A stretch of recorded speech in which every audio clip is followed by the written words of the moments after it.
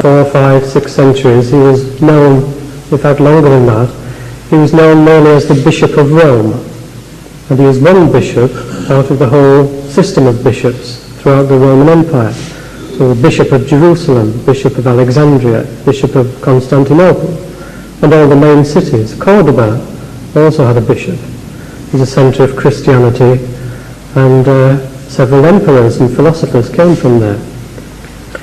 So the Bishop of Rome remained only a bishop for quite a long while.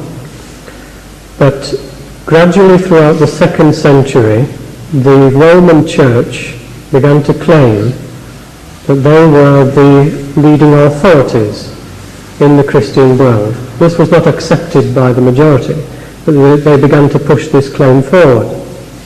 And the reason they claimed this was, it was the biggest city, and obviously the capital of the empire, and therefore the church which was located in that city should be the most important, and the bishop of that city obviously the most important as well. But the other half of the claim was by apostolic succession. 2 of the disciples, or apostles, they traced back to graves within the city of Rome, or just outside in effect. Peter and Paul. Paul wasn't in effect an apostle, but for their purposes he became one. So the fact that 2 of the disciples of Jesus, peace be on him, had visited the city and had died there apparently, this meant that their apostolic tradition, their teachings of the apostles, had greater weight. 2 of them had visited the place and founded the church there, so they claimed. So obviously the teachings which they taught were the teachings which had been taught by the 2 apostles. And therefore they claimed that this enabled them to have greater authority than the other bishops, the other bishoprics. So this began to happen towards the end of the 2nd century, but it wasn't in effect accepted by the other bishops within the empire. Even at the time of Constantine, the Bishop of Rome was still the Bishop of Rome, and the Bishop of Constantinople had precedence over him, because that was the capital then. So this claim in effect came to being, and the dominance of the church came to being, the Pope came into being also, when the Western Empire had collapsed in the 5th century. And because the political control was broken with Constantinople and the eastern half of the empire, that meant that the Bishop of Rome assumed the leadership of the Christian church for the administration, the authority, and so on, publications, missionaries, collecting funds, because the previous authority had ceased and was restricted only to the eastern half. So the western half then put forward the Bishop of Rome as the leading authority, and he became the Pope somewhat later on. But I think part of his question is yet to be answered. What happened immediately after Jesus Christ, peace be upon him? Who was the successor, and how the succession went on from then onwards?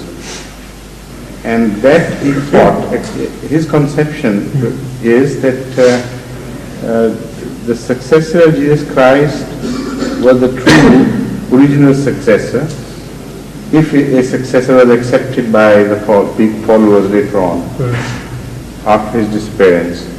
And then after his death it must have been handed down to some other successor. So that succession changed seat somehow later on in history. That is what he thought, yes.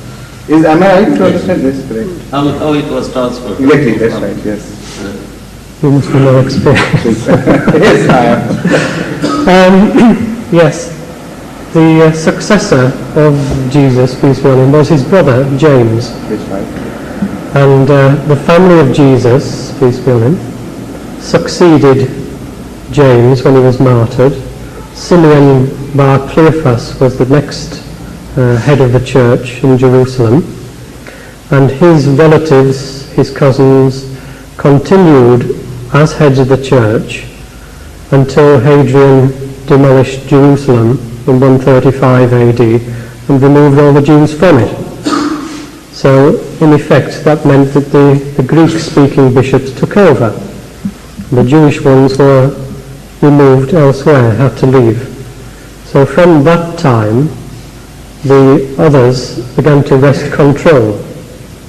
The Jewish and the family of Jesus, peace be on him, the Jewish bishops began to decline in importance. They couldn't exercise the administrative control, and the others had gained this much more independence and began to formulate their own ideas.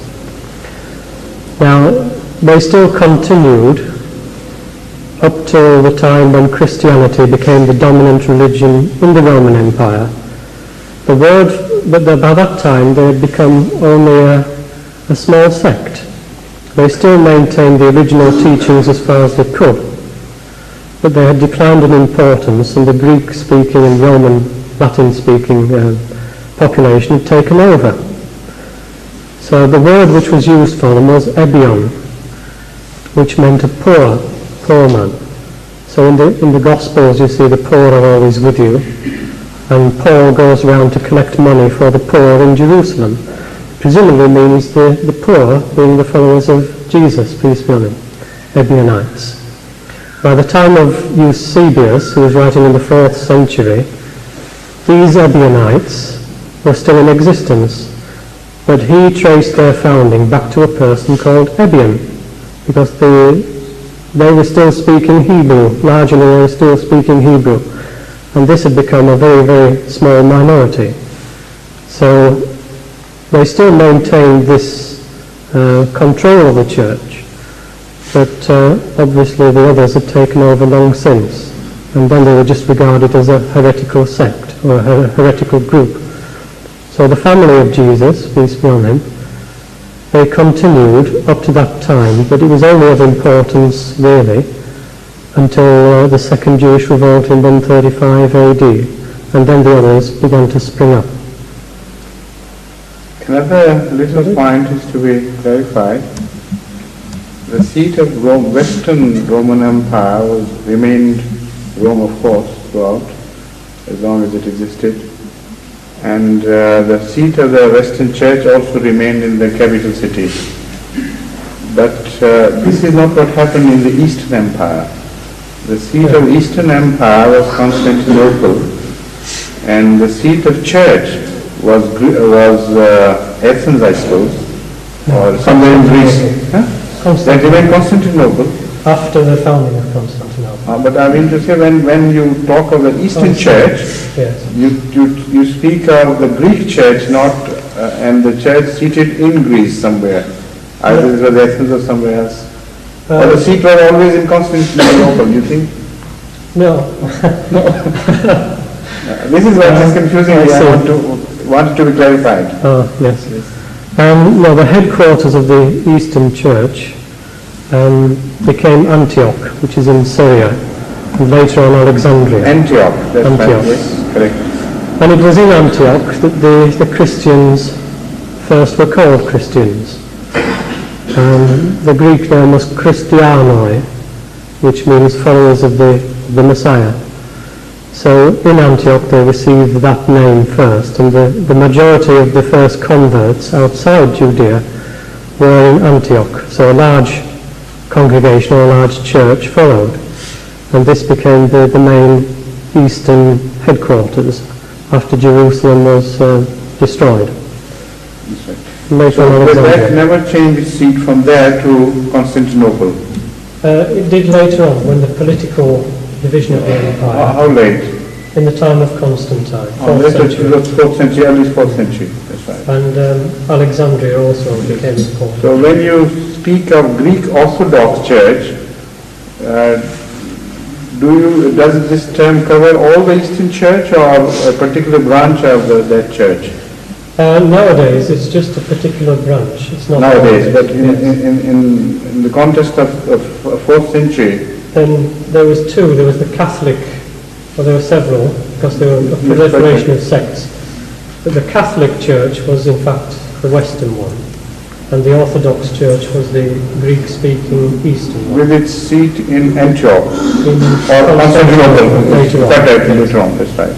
But there was a Syrian Well, church and so on. it was accepted